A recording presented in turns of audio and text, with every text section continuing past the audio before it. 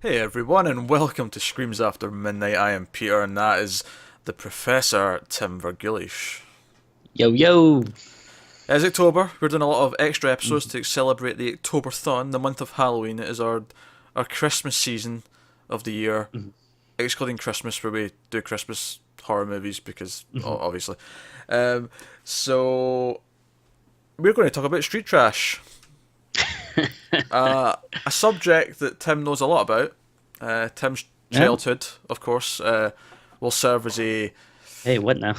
as a good comparison for this story. I I take offense to that. In fact, had this movie been made in a more recent time, Tim might have been a consultant on the film.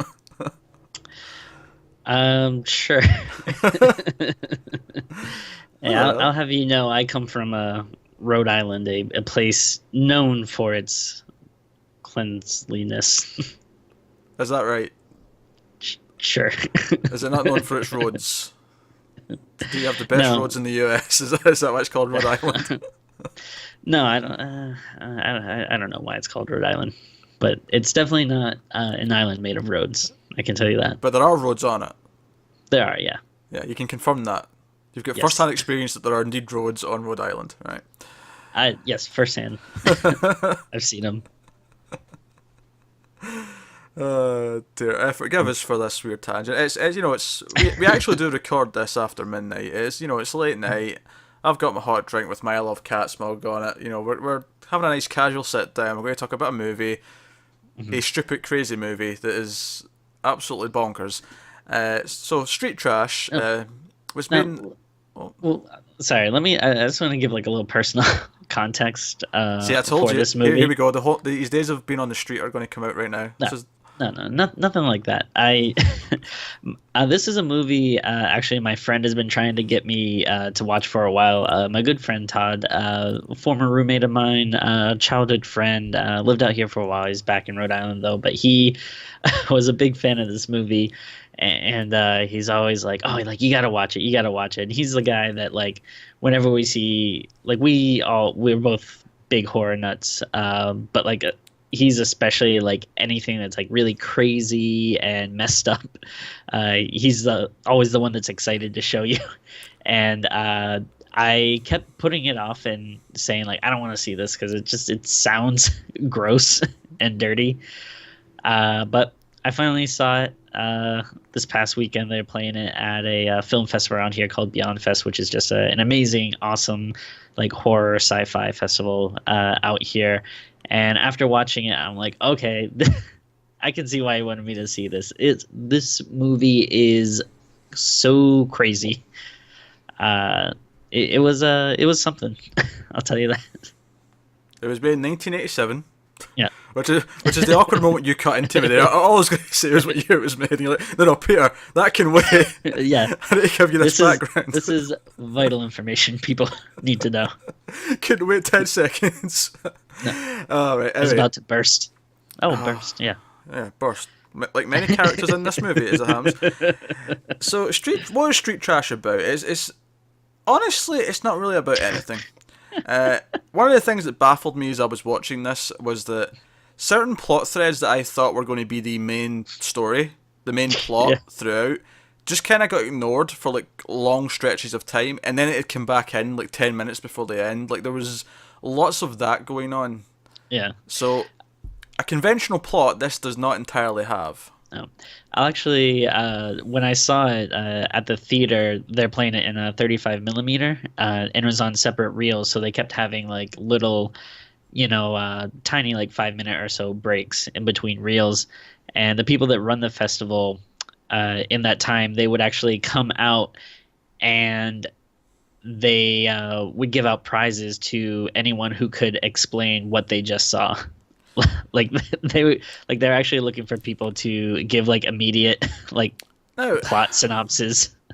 was this just because they wanted to do this, or because films when they used to be shown in reels of actual Mhm. film didn't Yeah. have breaks between them. They synced them up so that it would continue, as if the audience would be unaware that there was a real change. I'm not sure why they had to do it, but I guess something about the reels that they got it from, or maybe the equipment they were using. More likely to be the equipment, because the reels themselves will just be the same reels that are, Okay, used so and yeah, whatever. So. that'd probably make sense, and yeah, they probably had. Well, that's why I'm thinking it might have been just no, they decided to do this because they wanted to break it up like this and do the little prize giveaway in between. Because that sounds really weird, because that's how films were shown before digital, and it's not like when you might see a movie as a kid, it's not like you had to wait for 5-minute breaks every 15, 20 minutes. I mean, I don't think it was something that they necessarily wanted to do because they seemed pretty frustrated by the end. That makes me think they couldn't find a projectionist who was trained to do it properly, because obviously it's such a lost art form. So that could definitely be possible. Yeah. Yeah. So they just had to make do with the fact that no, you're going to have to wait and let us set up the next one in between each reel. Yeah. So that would be my guess. But yeah, so obviously we focus mainly on a group of homeless individuals, commonly referred to in this movie as bums. Perhaps not politically correct, but that is what the movie refers to them as. Although, one thing you'll come to realise very quickly about this movie is there's very little that is politically correct in this in any way, shape or form. I'll say one last thing about the showing that I went to, and then I'll stop bringing it up. But they did play an intro from the director beforehand, and he pretty much stated that his goal with this movie was to try to offend everyone. It's obviously a very, I don't know, kind of satirical, I guess politically incorrect, exploitative kind of movie. And yeah, I guess he was saying that was kind of his goal, was to try to make something that would offend as many people as possible. I think calling it satire has been a bit generous, but if he was trying to offend people, he was certainly doing a lot of the right things. Although that said, it still has nothing on Human Centipede 2. That was a movie that was made to offend people, and seriously, go watch that, folks. Or don't. It's terrible. But if you do want to see a movie that is clearly made to offend someone, then that's the one to go see. But this, so we focus on these homeless people for the most part. The closest thing we have to a main character, and I say that really loosely because there really isn't a main character. No. A protagonist, there really isn't. But the main bum, if you will, this bearded guy. And by the way, typically I'll have IMDb up to sort of check who's who, just so I get the character names right and all that. None of the actors on this movie have pictures on IMDb, which has made it almost impossible to actually discern who was called what. So you're just going to have to put up with some descriptors, because the movie certainly didn't do enough to actually make me remember who was who.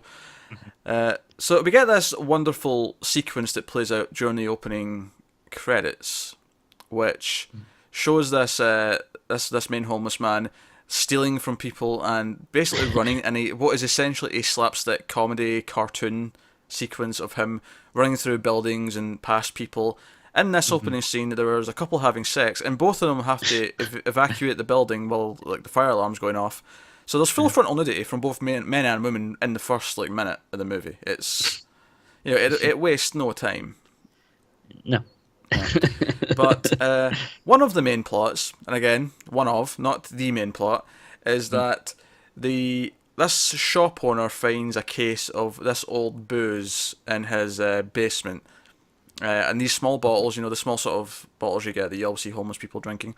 And it seems to be something that was decommissioned, although he has no idea why. But he figures he'll sell it for $1 a bottle to the homeless people who come in with the dollars they've scraped together, because they're all booze hounds.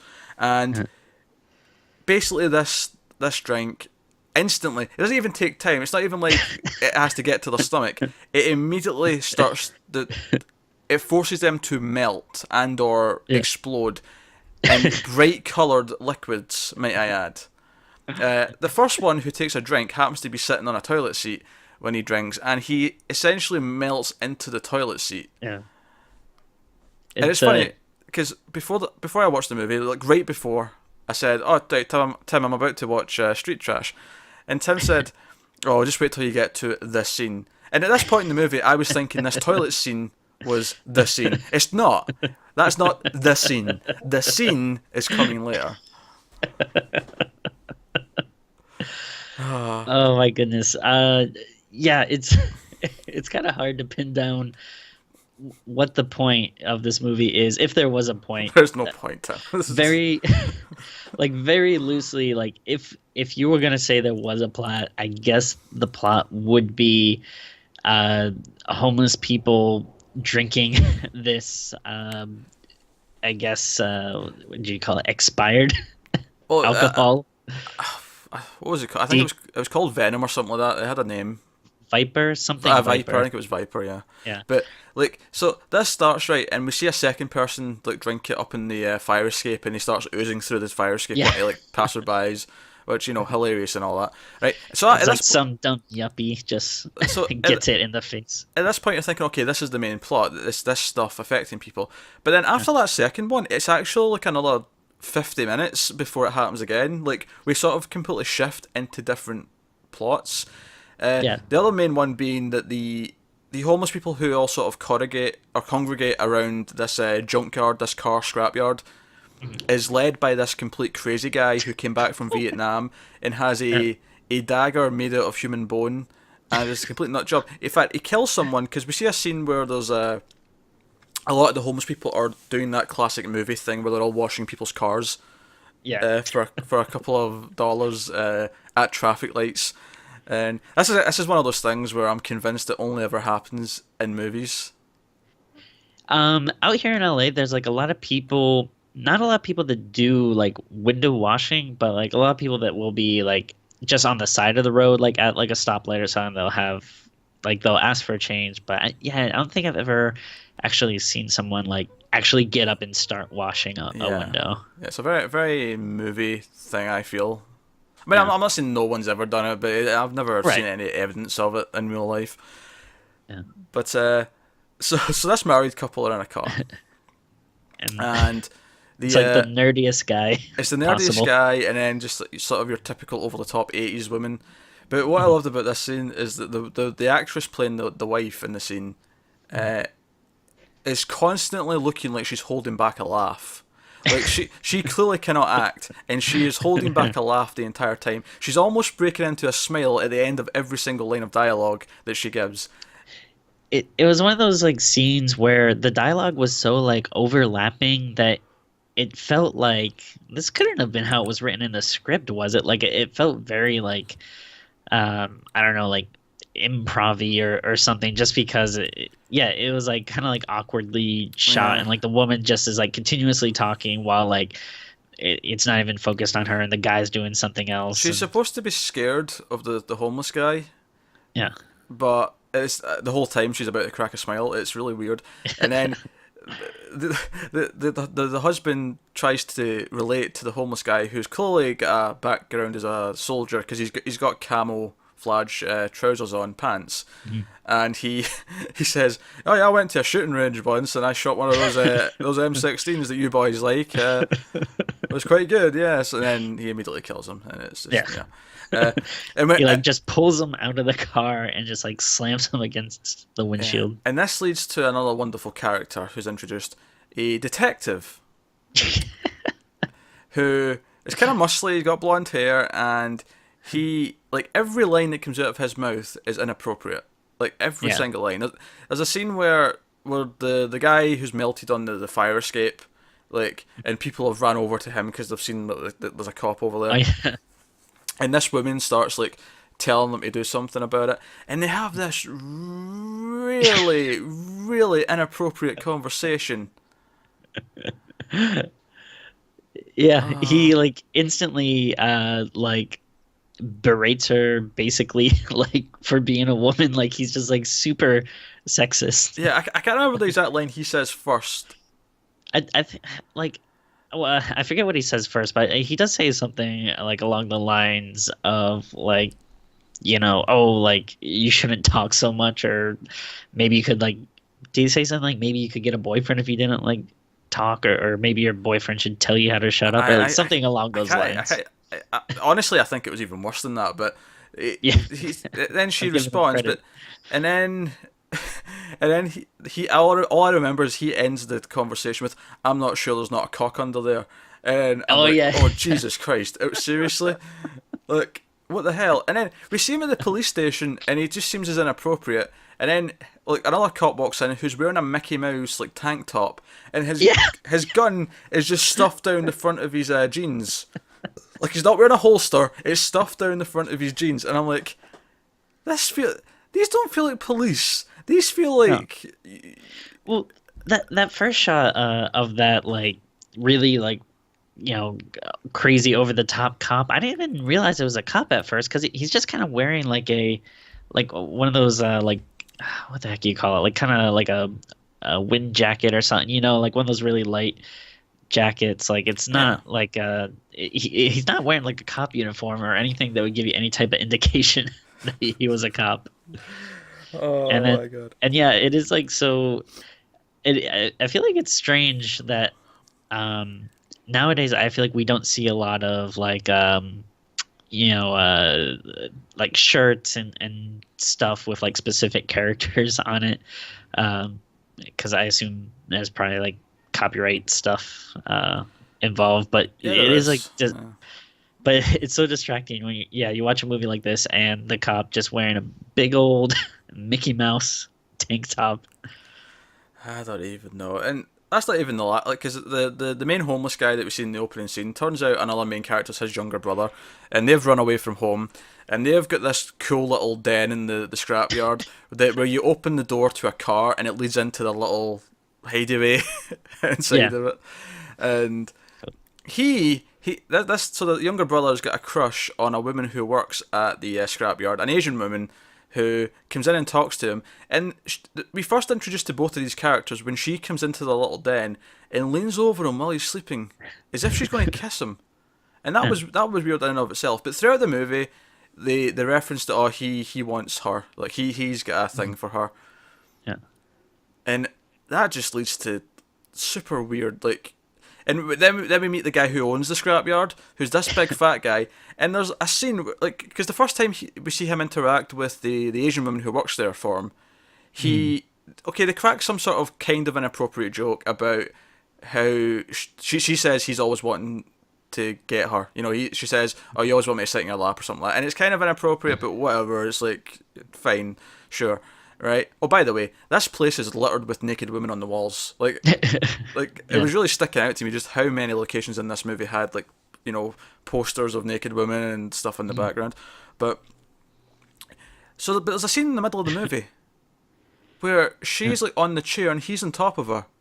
He's got her pinned down, and it's essentially a comedy scene, a slapstick comedy scene about he is trying to rape her. That is essentially the scene. Mm-hmm. And it's played really goofy. Like, she eventually gets away and like says a one-liner and like kicks him away and whatever. But the whole thing is this guy trying to rape her, and it's just like, what is this movie? What is going on? Yeah. I I couldn't answer that for you. Yeah. I'm going to pause. There's more to that goes after that, but I'm going to pause that there because I've not spoke about the setup for the other bit yet. Okay. But I want to continue just the relationship between the younger brother and the Asian woman, because so later on, like, keep in mind that we've actually like left them for like a long time at this point, because we cut to this other stuff with the investigation that I'm going to get to in a minute, and the crazy guy and whatever. Like, we cut to all that stuff, and it's a long time before we see them again. But then we see them talking, right? We see brother and the woman talking, and he starts looking down because she's sort of crouched, and he starts looking down her skirt. And the camera looks down there to see his point of view, and she's not wearing underwear, so you get like a quick glimpse of crotch or whatever, and he, like, in the middle of the conversation, puts his hand down there. Yeah. And then we cut to her taking him into the office and says, "All right, we've got an hour before everyone gets back," and she starts stripping. She takes off her shirt and whatever, and they're going to go for it. And at this point, I'm sitting there thinking, he's underage. He's also homeless and dirty. Yeah. But for some reason, this woman, who is, about 30 maybe, something in that range, is all for this. Is all for having a quickie with an underage homeless kid. I mean, I don't get it. What's going on? Time to explain this to me. I think if there's one thing that this movie teaches us, it's just that homeless people like to get down, and because there is a lot of homeless sex in this movie. Um, but yeah, this was really unusual. Uh, like you said, I don't know their exact ages, but I got the sense that she was like Late she felt like 20s. Yeah. yeah, like she felt older, and it seemed like he was, probably not going to school, but like around the age that he probably would be in, like, early high school or something.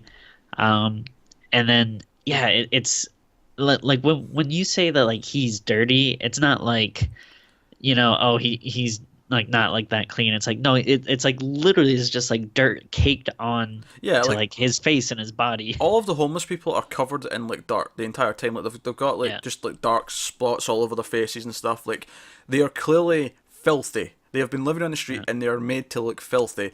And she's like, no, no, I'll have a quickie with the underage kid. He looks like this. Yeah, like it's like I don't know if this is like a weird thing to say, but like the first thing that like went across my mind was like, if she's into this, if she wants to do this, like wouldn't you be like, come back to my place and take a shower or something? Because Uh, it seems so dirty. I don't know. But now it, like I feel like awkward because I don't know, like am I coming at that like from a place of privilege, like, like am I lucky that I have access to a shower?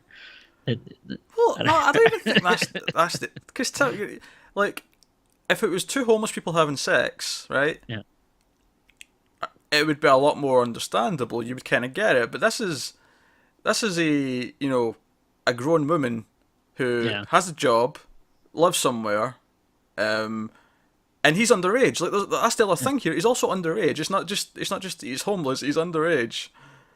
Like and not and like it really does come out of nowhere. Like it's not like, they were talking about like something dirty and then looked into each other's eyes or something. It's literally just like them talking the way we're talking now, and then if I just like started to like slowly put my hand out towards you, like it's out of nowhere. keep your hand off my penis. More on penis touching later. Yeah. Um, yeah. So yeah, another main plot of this is that his bigger brother, the one we started the movie with the beard, Yeah. he at one point comes across a woman in an alley Yeah. at night throwing up, and she's drunk. She is like so drunk, and she even doesn't realize who he is. She thinks he's someone he knows, Yeah. and he starts talking to her, and he basically says, and she's like, "Let's have sex." So she's ready to have sex. She wants to go immediately, but at least she's drunk. At least I understand that she's not of all of her devices right now, but Yeah. he's like, okay, right, let's go somewhere, and he like puts gets her arm over his shoulder and starts like helping her walk. She can't walk straight. Like that's how drunk she is. Yeah. So this is, I mean, it's sexual assault, really. Like she's that drunk Oh, and he's yeah, a stranger. without a doubt. It's sexual assault. Sure, she's saying she wants it, but he clearly knows he isn't who she thinks he is. Like there's a lot of Uh-huh. elements to this. Oh, yeah, 100%. And this is like kind of supposed to be our hero. Like, Yeah, like this is supposed to be the main character almost that we're supposed to be rooting for. I don't, but anyway, he takes her and they walk past the front of the building, and there's this door boy who might be my favorite character in the movie. oh, definitely. If there is a highlight to this movie, it's probably this guy. Because he sees this and he kind of just lets it happen. He's like, he's like, Yeah. he kind of knows that he shouldn't, but he's like just letting it go. Because it turns out that his boss is the boyfriend of this woman, and it cuts back to him, right, and he's eating a bit of chicken, and I'm like, that's really weird. Why door boys just don't stand there eating a bit of chicken? But sure enough, the boss comes out and catches him, and he's like, "You eating my chicken?" And he's this Italian mobster, and he's hits him with all the usual talk, and he's really he's really aggressive with him. But what I love is after everything happens, and I'll get to what happens afterwards. But they have both of them in the police station, Yeah. and the detective that we've been talking about, he stops the Italian mobster from hitting the door boy, in like a moment where he gets angry, And the door boy gets overconfident, thinking that he's under protection, and he Yeah. starts just mouthing off at him. He's like, "Yeah, we call you Nick the Dick behind your back, and Yeah, you're a joke. You're a He just lays into him, and then eventually the detective just says, "Kid, what are you doing? I can't protect you 24 hours a day." And he's like, "Yeah, but what about witness protection?" It's like, "You're not a witness." yeah. That, what I would actually say is this was like a surprisingly like genuinely funny scene. Like I was actually like, like there's a lot of stuff that made me laugh in the movie, but it's like, that kind of like, oh, I don't really know what else to do, so I'm gonna laugh, or something that's like, wow, this is so crazy and out there that I have to laugh. Yeah. But this was like, oh no, this is like actually like a funny scene. I Yes, liked it. it's so insane that it's typically you're just laughing because of its insanity, whereas this was actually funny. And it's the same because there's like a mid-credit scene Yeah. with like him, like he has the door boy tied to the chair, and his two goons are like about to like kill him or whatever, and he keeps trying to talk his way out of it. Yeah. But then eventually the Italian boss like takes a drink of the drink, and he starts Yeah. melting, and just the door boy's reaction to what's happening, he's like, he's melting down the stairs, and so like it was really funny. Like he was actually Yeah. a legitimately funny character. Yeah, and I like he didn't really like I don't know if this was a specific acting choice or maybe he's like not a good actor or something, but he was playing it very like subdued. Like he wasn't like over the top, like, screaming and like jumping around. He was like kind of like playing it like kind of cool. Like he's like, oh yeah, I think yeah. honestly he's probably the best actor in the movie. Yeah. Because most of them are absolutely terrible. Let's be honest. There's a reason why none of them have pictures on IMDb. They didn't get a whole lot of work after this. Yeah. But yeah, so main homeless dude takes this woman back to the junkyard and takes her into his little den, kicks out his brother, and we have one of the most awkward where she just drunkenly says things to him, and I mean she is rooting for the sex. She's not Yeah. like she's all for it, and we have to awkwardly watch him actually pull down her tights and all that, and. But as this is all happening, all these other crazy homeless people who are with the crazy Vietnam homeless guy Yeah. are all sort of trying to sneak a peek and watch. And after the main dude's done, which is 20 seconds, if that, Yeah. it does not last long. They basically put their hands through his den and pull her out, and basically drag her off, butt ass naked, full frontal, repeatedly here, might I add. And It yeah, well, it almost like turns into like it almost feels movie. like a zombie Yeah. movie for a second. Yeah, it's the way like they grab her, yeah. yeah, But they're like practically ripping this home down, trying to get to her, like just like pulling like the wall of tires down and just bursting through the wall and grabbing her. It adds to a point that I would make about this movie as a whole. Other than maybe the door boy and the Italian boss, funnily enough, who are kind of cliched, but they feel like people. Yeah. Everyone, none of the decisions or none of the reactions that anyone has in this movie feels like a human reaction. None of Oh, them, no. none of the way they react to anything makes any sense. Yeah, no, definitely not. But yeah, so remember that scene I was talking about earlier, where the owner of the junkyard was trying to rape the Asian woman. Yes. So she gets away and he leaves the office in a humph. He's not happy that he's not had his sex. Because, I mean, poor rapist. I mean, why shouldn't he have Oh, his yeah. sex? Of course. So he walks outside of his junkyard and he sees this woman lying there dead. The homeless people have presumably gang raped her and left her for dead. And this boss guy takes one look at her, obviously cold corpse, and goes, huh. And basically starts to unbuckle his belt, and that's and it. the best part about this is the music that accompanies it. It's like this very playful, cartoony, like It's a comedy scene. Yeah, they play it as if it's Yeah. comedy. Yeah. And there's nothing funny about it. It's just grotesque. yeah, And although the one good thing that comes out of this, the one joke that I like that came out of all of this stuff, is later on when after the police have found the body and the detective's talking to him, and he mentions they found 8 types of semen in the corpse, and Jesus. the guy just completely obviously goes, can you tell whose semen it is? And is it not really, but they'll know because the third one from last had syphilis, and that line did kind of cracked me Yeah. up, and I almost felt bad for laughing. I shouldn't be laughing about anything to do with this, but that line was kind of funny. Yeah. Well, it's, I mean, obviously it's not politically correct or anything. And I mean, I feel like the type of movie this is, like, you can laugh at the absurdity or grossness of it. Like, obviously, if these were real life scenarios, they'd be horrifying. But I don't know, in terms of this movie that's trying to be so utterly offensive, like, I don't know. It kind of gives you the reaction where you almost like have to laugh. Otherwise, it's like, what am I doing? You really Yeah. like question Yeah, what am I what's doing in going my on. life? Why am I watching this? Why am I Yeah. wasting 90 minutes watching this movie? There's also a scene, one of the homeless people is a black guy who goes into a supermarket, and a completely random scene that could have been cut from the movie and no one would ever know Yeah. anything, because it doesn't connect to anything. But he goes into a supermarket and starts just shoving food down his trousers. He just, starts stealing food left and right. And this Yeah. old woman catches him, and he just starts swearing at the old woman, and it's just, vaguely amusing, but just kind of surreal and weird. Yeah, and again, it's another thing that, like, it doesn't lead anywhere. It doesn't add anything Nope, to the movie. nope.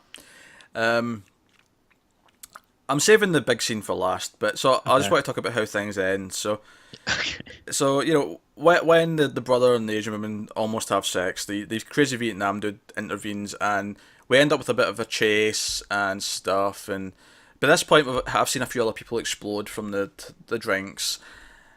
Like, finally someone figures it out. The main Yeah. homeless guy, like, finally realizes, like, oh, hey, this drink causes people to explode or melt. Yeah. Or Yeah, and those scenes are kind of fun. Like, there's people like crawling away, half melted and stuff, and the it's fat pretty guy good. explodes, and Yeah, like, I think it's like, like, not like the best special effects you've ever seen, but it's like fun, campy yeah, they're fun, effects. fun moments. Those moments in and of themselves are actually quite fun. As is when they finally beat the Vietnam guy. It happens because the young brother, like, it's like a canister of like gas or nitros or something like Yeah. that, and he kicks off the lid and it flies in, like, it not only decapitates him, it even takes like a semicircle out of his chest, like, because Yeah. the cylinder's so big that it takes out, like, a big chunk of his neck and chest as well. And that's like a gloriously brutal moment. Which, Yeah. if you're a fan of like that kind of thing, it's great. So that was a good moment. I did have a chuckle when, like, his head is just lying there, and then the, like, Asian woman like walks over him, and you see his eyes just kind of like look up. Yeah, he's looking up the skirt. Yeah, Yeah. it's the perfect capper on this ridiculously offensive movie, isn't it? Yeah. Not, Oh yeah, not that definitely. I am offended. Like, I kind of look at these, but out of all these sort of like exploitation, like, movies from this sort of era where they did like crazier things, where there was things like rape, revenge, and all that kind of thing. This one Yeah. seems the most absurdly, like, on PC. Like, it's Oh yeah. insane the levels of like, like, if this movie was released today, the SJWs would be absolutely, like, in a frenzy over it. Like, Tumblr would Oh be blowing up. oh, without a doubt. So yeah, that's that. So I've left one scene for last, and you know what scene I've left. This Of scene. course. This scene. Tim, why don't you describe what this scene is? I don't think I can. So there is the crazy veteran homeless guy. He's in his junkyard, and he's kind of talking to some of the other homeless people there. And one of his, I don't know if you'd say troops or whatever, but one of the people that follow him is taking a piss through a hole and starts peeing on the guy's face a little bit, which causes him to grab his penis and rip it off with his bare hands, which is a pretty gruesome scene. I thought he sliced it with a. Oh, maybe he did. Yeah. I don't I remember don't think it being. I don't think they really like showed it up Uh, close. It was off screen. So, I, but yeah, it could have been with yeah. his bone knife. Um, Regardless, though, the penis is now detached, which you'd think it would end there, but instead, what we get is maybe the best cinematic version of Keep Away. Yeah, so basically, I mean, it's essentially a dildo that they've put a little bit of blood at the end of to Yeah. make it look like it's a chopped off penis. So it's obviously fake the entire time. But the homeless people start playing a game of they start throwing the penis to each other to keep it away from him, who's running around screaming, "Put it on ice! Put it on ice!" as they're throwing it to each other, and there's several shots in slow motion of the penis Yeah. flying through the air, and then people catching it, and no one seems to be bothered at touching this severed penis. Like, What's crazy to me about it is that everyone is instantly on board. Like no one has to go like, "Hey guys, let's like throw it around or keep it away from them." That like everyone like as soon as someone has a severed penis, everyone knows like what's gonna happen. also, the homeless woman who's like the veteran guy's like missus Oh yeah, touches it at one point, and he looks really upset, yeah, even though it's like severed. Like he's not yeah. happy that she's touching a penis. And it goes on like, I mean, maybe it feels longer than it is, but it feels like pretty long. And it's again full on like comedy music's playing as they're It's very like throwing this around. reminiscent of like old school like probably like 80s early 90s like football reels, like the kind of stuff they would show like if they were like showing off like commercials for a game or something, like they're showing people jumping in the air and catching it, and they kind of have that like upbeat kind of sportsy music going on in the background. Yeah, all it was missing was the commentators from like Yeah. the NBA or something talking about it. I don't know. Oh dear, what a scene. So I think finally, oh yeah. well, finally, he does get it back, and then this made me laugh. He gets it back, and then instantly hails a taxi, then goes to get in, and like as he's about to get in, the taxi driver is like, "What? No way!" Like just drives away. So he jumps on the back of a school bus with his penis in hand. Oh god, this movie, I really don't know. I really don't. So to sum up, there's Yeah. it's definitely got some fun effect moments in like gore, but I really don't know if this is one that I can recommend or would ever watch again. I'd maybe watch it with other people who've not seen it to see their reactions. That would maybe be the one reason I would watch this again. Yeah, that's what I would say. Like if I was just sitting at home and watch this by myself, I think I would feel weird. But like, watching in the theater, it was like a very, because everyone's like horror fans and they all like kind of sick, twisted stuff. So everyone was like laughing really hard, and so that's like a fun experience. And yeah, I am glad I saw it for the sheer craziness and the spectacle of it. But it is definitely something that I would never want to watch again. Yeah, Yeah. it's definitely. If the director said he made this to be as offensive as possible, he certainly gave it a bloody good go.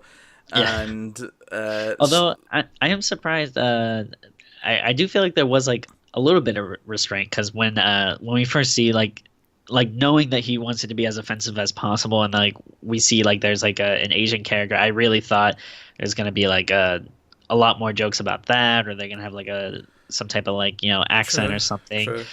So Although, there was a few stuff that I was surprised at, I but think he wanted to focus on homeless people, yeah, sexism, very, very, very sexist. yeah, ridiculously so. Women literally treated as like objects to throw around. Yes, yes, that is exactly what happens in this movie. So, poof. I mean, if you sound like you would be offended watching this, yeah, avoid it. Avoid it like the plague, because you will just be.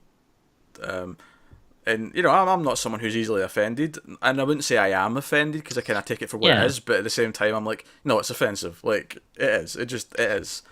Yeah, it's definitely offensive. I wouldn't fault anyone for not wanting to watch it, not liking it, or for being offended or whatever. But yeah, I don't really get like too offended myself either. But I don't know. I guess like like certain stuff like you kind of like take it for what it's worth. Like I have a feeling when they're setting out to make like a piece of art, not that I necessarily call this like art, but This is not a piece of art, Timmy. Don't say that.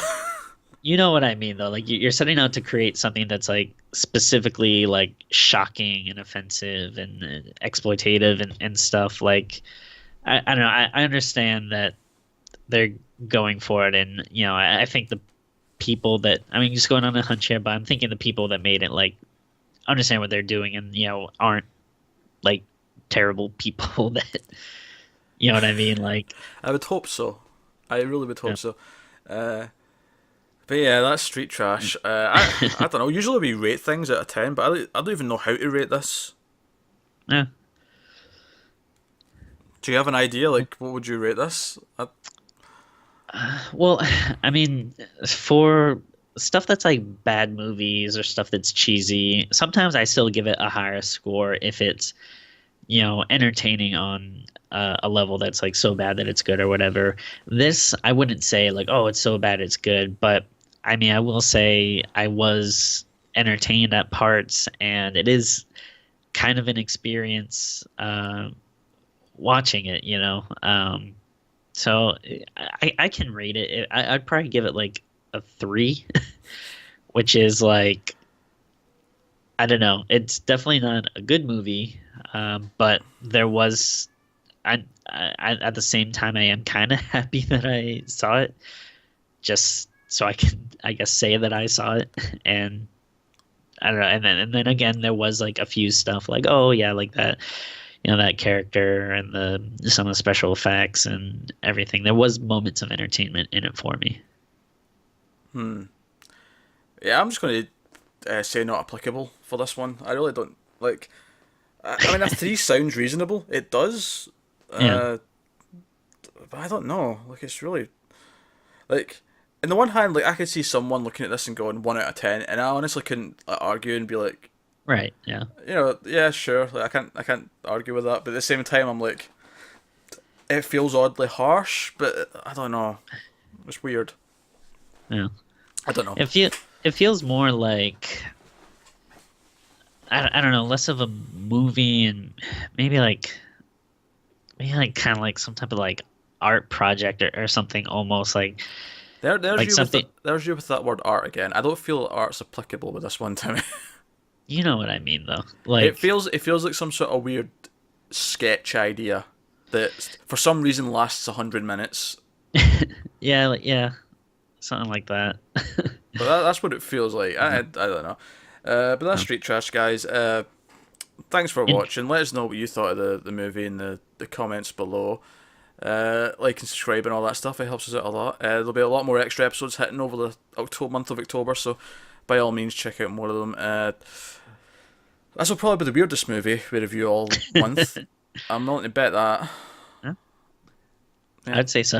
yeah, that seems likely. So yeah, thanks for watching, guys. Keep watching scary movies. Remember that we are reviewing every episode of Tales from the Crypt over on the Melfuzz TV channel.